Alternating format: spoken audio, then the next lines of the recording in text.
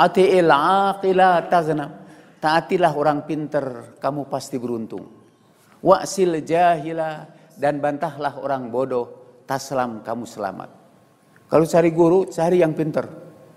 Beruntunglah kalian yang sudah datang di tempat ini. Bantahlah orang-orang bodoh, kalian akan selamat.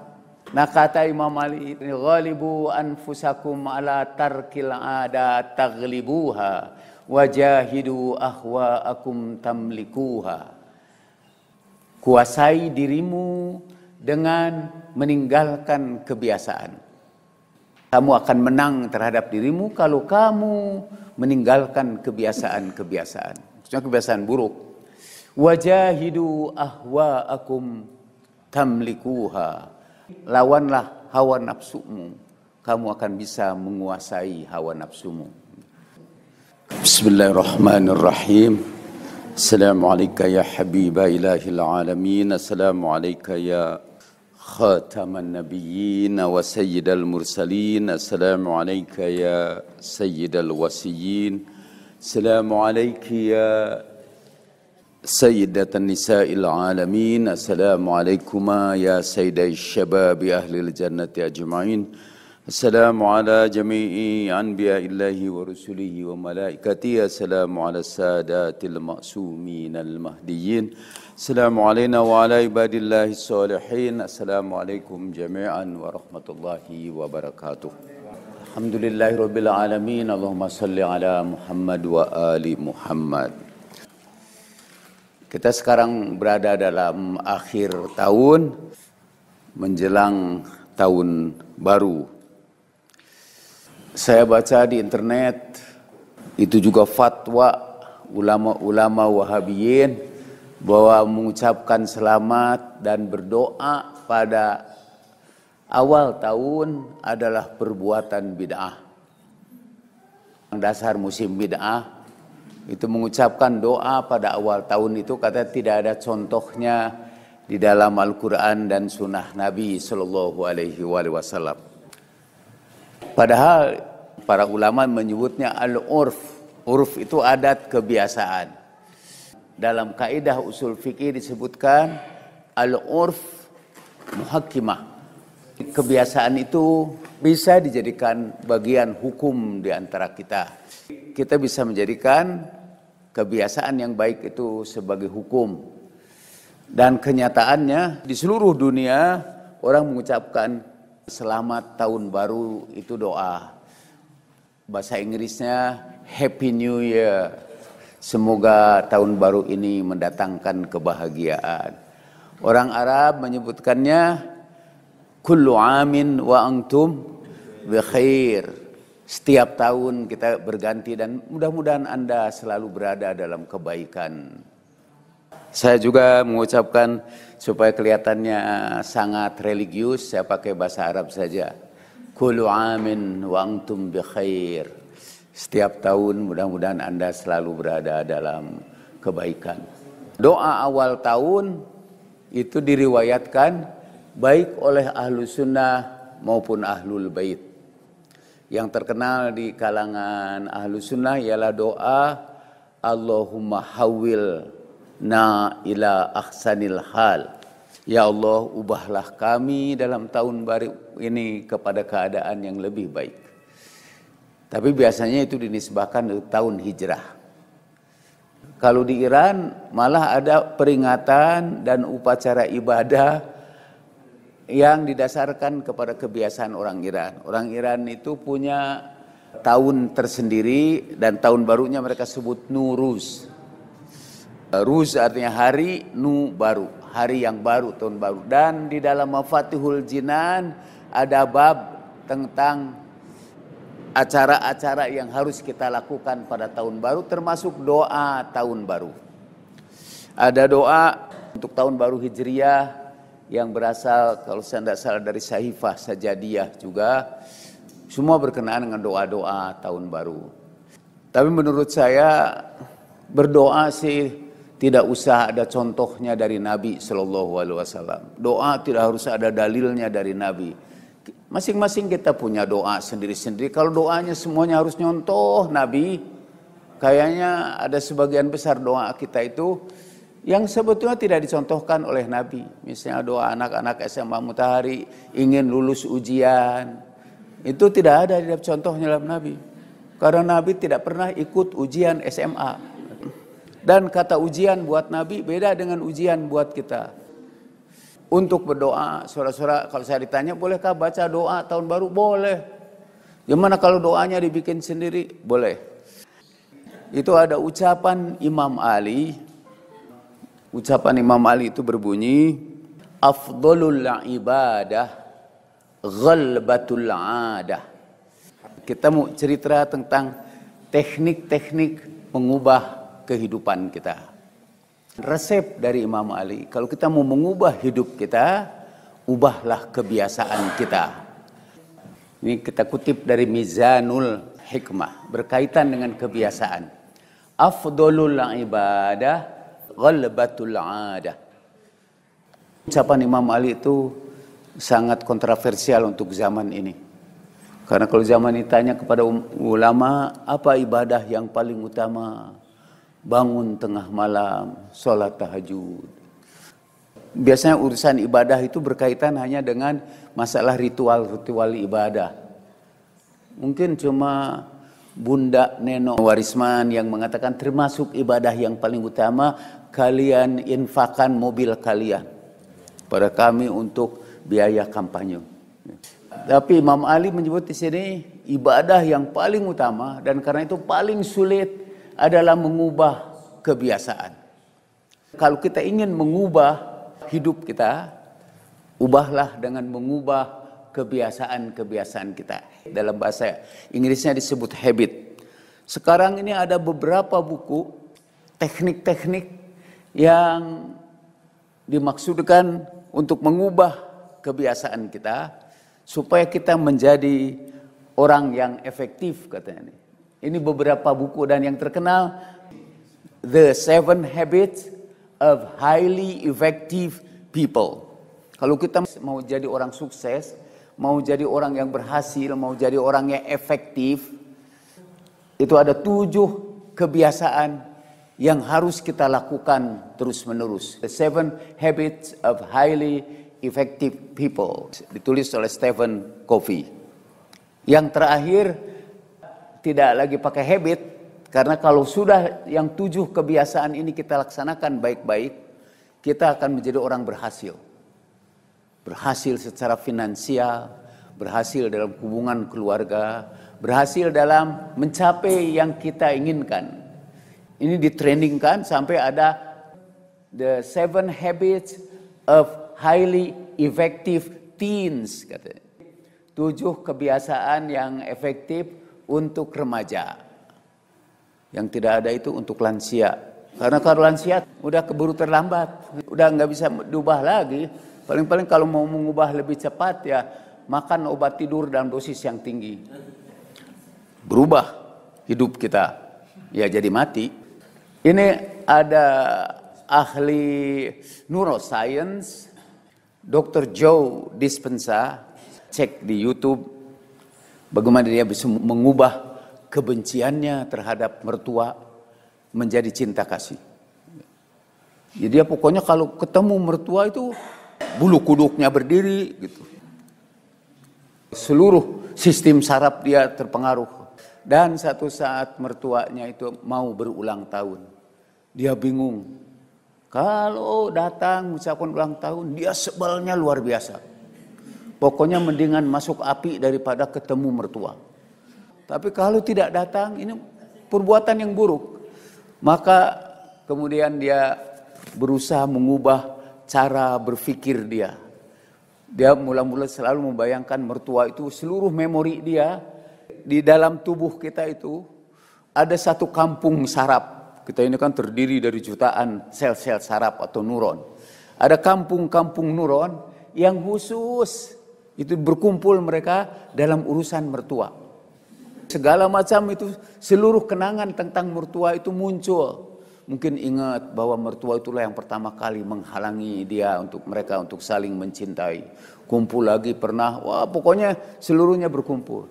Nah dia ubah itu pikiran tentang tentang orang tua itu, sepanjang jalan dia mengubah, membuat memori baru, membuat perkampungan baru, diasosiasikan si mertua itu dengan segala hal yang baik.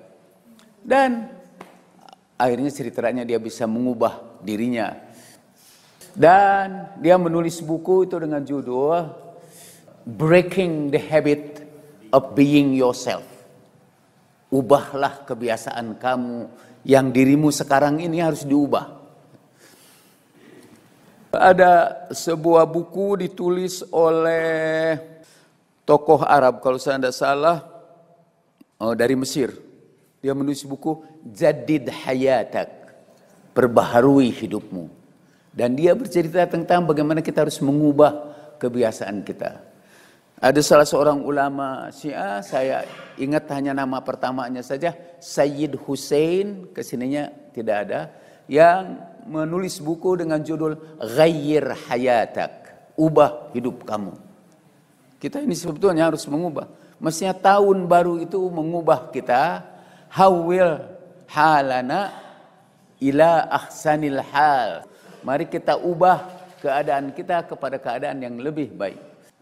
Ini Joe Dispenza itu, dia ahli neuroscience, dan yang paling penting dia membuat latihan-latihan untuk mengubah kebiasaan kita menjadi kebiasaan yang baik. Dia mengubah seorang perempuan yang menderita trauma dan seluruh hidupnya gagal. Jadi pada suatu pagi ketika dia mandi, begitu selesai mandi, suaminya sudah pergi. Dan anaknya berkata bahwa suaminya menciumi dua orang anaknya, ciumnya sambil mengucapkan goodbye. Goodbye dear, kata goodbye dear. Pergi. Tidak lama kemudian si ibu itu didatangi polisi yang menyampaikan bahwa suaminya baru saja naik ke gedung bertingkat sekian dan bunuh diri. Wah, seluruh tubuhnya itu berubah. Mula-mula dia seperti biasa kan, why me, kenapa aku harus menderita seperti ini? Mengapa suaminya juga tidak mengucapkan selamat tinggal seperti kepada anaknya? Seluruh mengapa itu, dan pada akhirnya timbul kebencian yang luar biasa kepada suaminya sebagai suami yang tidak bertanggung jawab, yang meninggalkan dia untuk mengurus anak-anaknya. Kemudian menyalahkan dirinya, apakah aku tidak bisa menjadi istri yang baik, sampai aku tidak tahu bahwa suamiku unhappy so far gitu, selama ini tidak bahagia. Nah, dia datang ke Joe Dispenza, kemudian mengikuti latihan-latihan untuk membentuk susunan dan sel-sel saraf yang baru, struktur neurologis yang baru.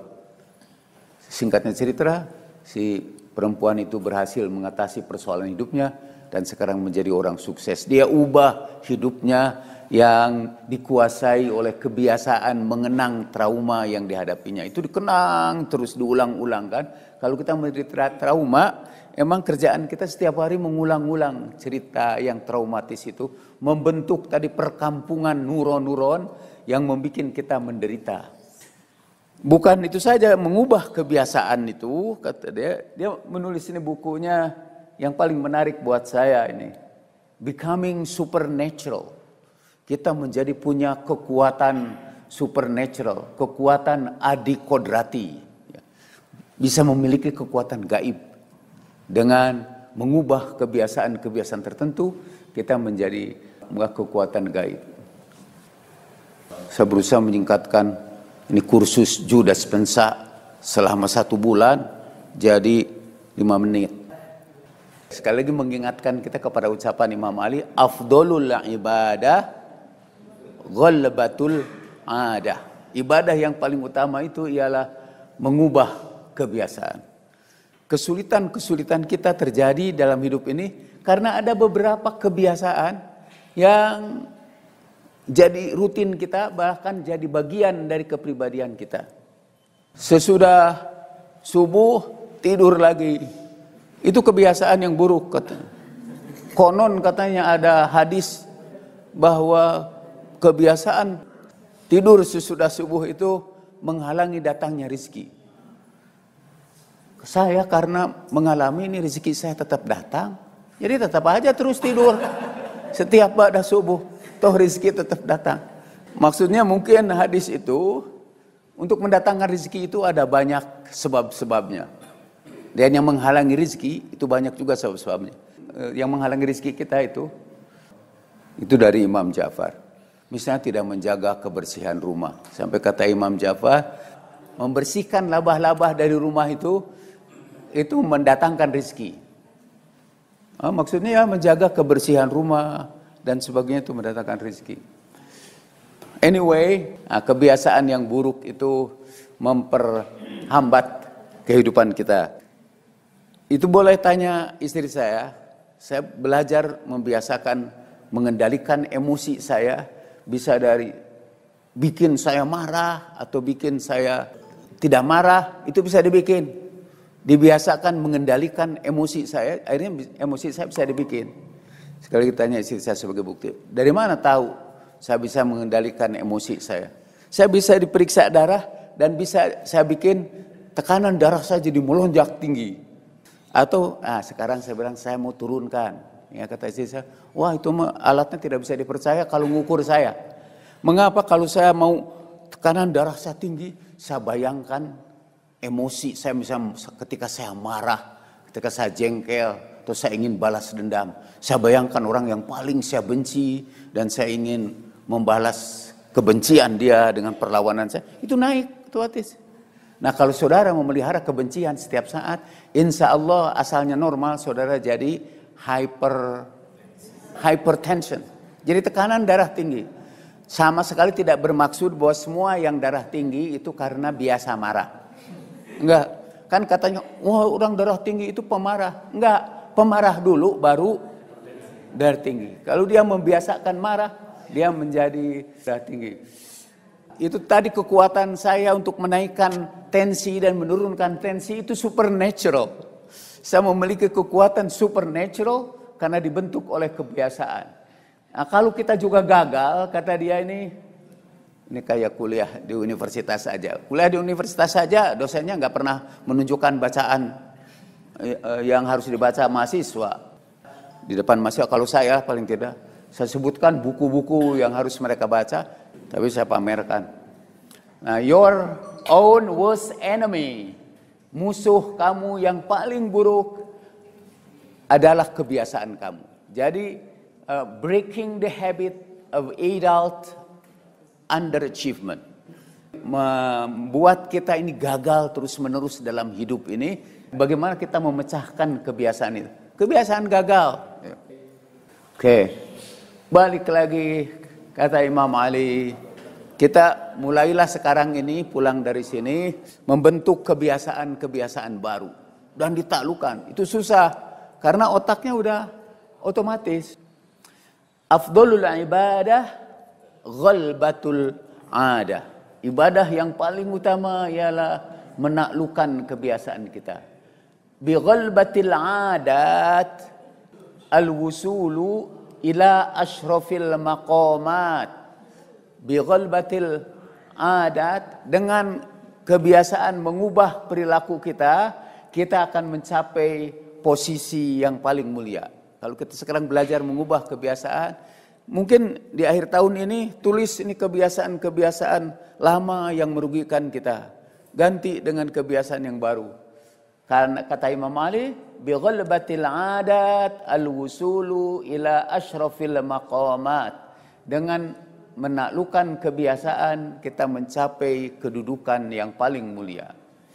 Dari Imam Ali salamullahi alaihi, ghalibu anfusakum ala tarkil adati taghlibuha wajahidu ahwaakum tamlikuha.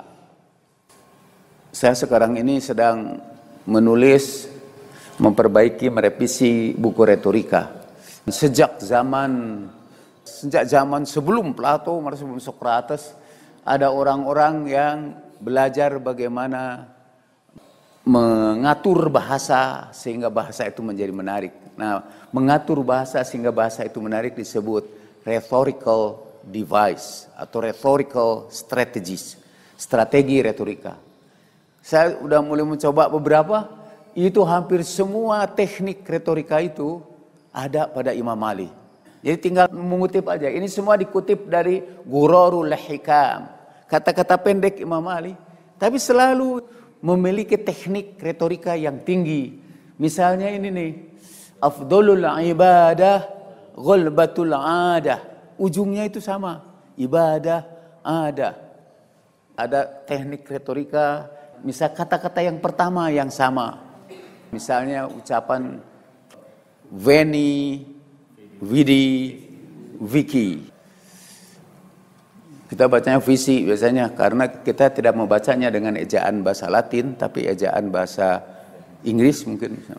Dalam bahasa Latin cancer pakai C, C-A-N-T. Seluruh C di dalam bahasa Latin itu dibaca K. Di cancer dalam bahasa Inggris harusnya dibaca kanker. Nah, jadi yang benar orang Indonesia itu kanker kan, kita tidak pernah menyebut cancer. Imam Ali itu lihat itu bi ghalbatil adat al-wusul ila asromil maqamat. Ujung penggalan kalimat itu, ujung frasa itu sama. Atau misalnya Imam Ali berkata, ati'il aqila taghnam wa'sil jahila taslam. Itu hampir semuanya poetis. Akila dengan jahila, ati dengan yaksi, tagnam dengan taslam. Ati'il aqila tagnam. Taatilah orang pinter, kamu pasti beruntung. Wa'sil jahila, dan bantahlah orang bodoh, taslam, kamu selamat. Kalau cari guru, cari yang pinter. Beruntunglah kalian yang sudah datang di tempat ini. Bantahlah orang-orang bodoh, kalian akan selamat. Nah kata Imam Ali terakhir ini, ghalibu anfusakum ala tarkil adat taghlibuha wajahidu ahwa'akum tamlikuha. Kuasai dirimu dengan meninggalkan kebiasaan dan kamu akan menguasai dirimu. Kamu akan menang terhadap dirimu kalau kamu meninggalkan kebiasaan-kebiasaan. Maksudnya kebiasaan buruk. Wajahidu ahwa'akum tamlikuha, dan perangi, lawanlah hawa nafsumu, kamu akan bisa menguasai hawa nafsumu. Kalau kita mau berakhlak baik, yang pertama biasakan kita berakhlak baik dengan pura-pura akhlak baik, pura-pura aja dulu. Karena kita terkenal sebagai orang yang kerjanya abbasa wa tawalla, suka bermuka masam dan berpaling. Biasakan tersenyum, ketemu setiap orang. Tapi sekali lagi kalau ketemu setiap orang, kalau tidak ketemu ya jangan tertawa sendiri. Tapi ketemu setiap orang Anda tersenyum. Sehingga nanti senyum itu sudah otomatis. Anda menjadi orang yang ceria, wajhun munbasitun, menjadi wajah yang ceria. Kalau kita biasa bermuka masam itu susah dibuat itu.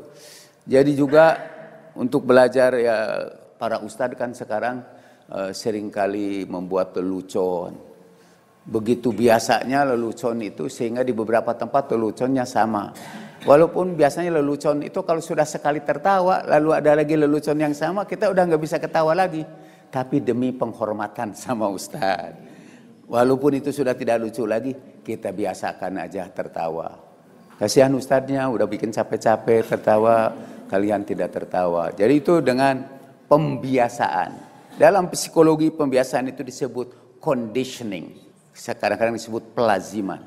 Jadi kalau itu dibiasakan, hal-hal yang supernatural akan terjadi.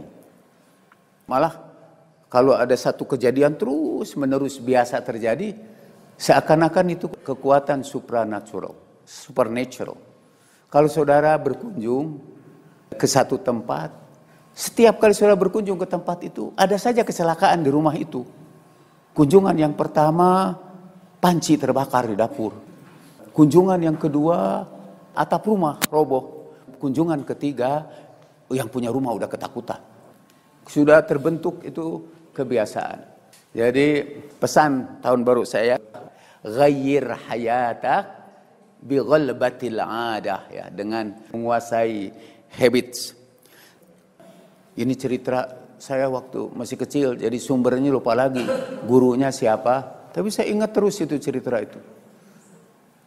Jadi ada seorang miskin meninggalkan anaknya. Untuk anaknya itu dia tidak punya warisan. Waktu meninggal, dia punya anak 3. Dan tidak meninggalkan apa-apa. Jadi dia sudah wasiat sebelum meninggal. Yang satu lagi karena terlalu menarik, tidak layak disampaikan di masjid ini. 2 aja lah. Anaknya jadi 2 aja, asalnya 3. Jadi yang satu, yang paling tua, warisan untuk kamu itu ada pohon bambu di belakang rumah. Masih kecil bambu. Kepada anaknya yang paling bungsu, yang kedua kita hilangkan tadi. Kalau mau nanti kita berdua aja kita ceritakan. Jadi yang ketiga, jadi 2 sekarang. Yang kedua itu dikasih anak kerbau. Jadi anak kerbau dikasih. Singkatnya cerita, yang dikasih pohon bambu itu yang masih kecil, kebiasaan dia setiap hari. Dia urus itu, sambil ngurus, dia loncati itu. Tanaman bambu itu dia loncati. Sampai akhirnya tinggi, dia bisa loncati tetap. Karena kebiasaan. Pohon bambu kan tinggi sekali. Dia bisa loncati itu. Jangan gunakan akal. Di negeri dongeng, termasuk di negeri sinetron, akal digantung. Jadi tidak menarik lagi kalau pakai akal. Yang satu lagi karena dikasih kerbau, dia pelihara baik-baik. Kebiasaannya ngajak ngobrol. Sampai si kerbau itu dan dia juga saling mengerti di antara mereka. Sampai tubuh jadi kerbau yang sehat. To make the long story short, in 1 minute, ketika mereka dewasa, dua-duanya pergi ke kota lah untuk mencari pekerjaan. Yang satu di tengah-tengah kota, orang lagi bicara tentang olimpiade dan ada loncat tinggi. Dia tawarkan, saya bisa mengalahkan seluruh pemain olimpiade ini. How come? Kan ini cerita dari kampung, pasti tidak ada how come. Jadi, gimana bisa? Saya bisa loncati rumah itu. Ada rumah yang tingginya di bawah pohon bambu. Wah, semua nggak percaya. Ya, kita bertaruh aja lah. Wah, semua bertaruh. Dan akhirnya dia loncat. Singkatnya cerita, dia jadi kaya. Karena satu loncatan itu. Tapi dia bisa meloncat itu dan dapat hadiah banyak. Dia jadi orang kaya. Yang satu lagi juga bingung datang ke kota sambil bawa kerbaunya. Kalau ini rada jahat kayaknya. Si kerbaunya ditepuk-tepuk, disuruh, coba ngamuklah kamu. Tapi jangan bunuh orang, kamu ngamuk aja. Pasar, wah ributlah pasar karena kerbau mengamuk. Kalau istilah kami ada banteng ketaton. Ya, ada banteng ketaton. Itu PDIP itu lambangnya banteng, itu diambil dari cerita anak ini. Jadi kita pakai banteng, si banteng itu ketaton, lalu orang ribut. Dicari petugas keamanan, tidak ada yang sanggup. Kata si anak itu, saya sanggup. Asal kalian bisa kasih upah kepada saya. Penawarannya makin tinggi. Dan betul, kasihlah upahnya. Dan dia cuma teriak aja, hai. Lalu bersimpuh di hadapan dia banteng ini. Cerita ini juga sebetulnya kesimpulannya cuma sederhana. Itu hanya diceritakan sama anak-anak aja nanti. Bikinlah kebiasaan-kebiasaan yang baik. Dan kita akan becoming super natural. Kita akan memiliki kekuatan yang sangat dahsyat. Wa ma taufiqi illa billah, alaihi tawakkaltu wa ilaihi unib. Wassalamualaikum warahmatullahi wabarakatuh.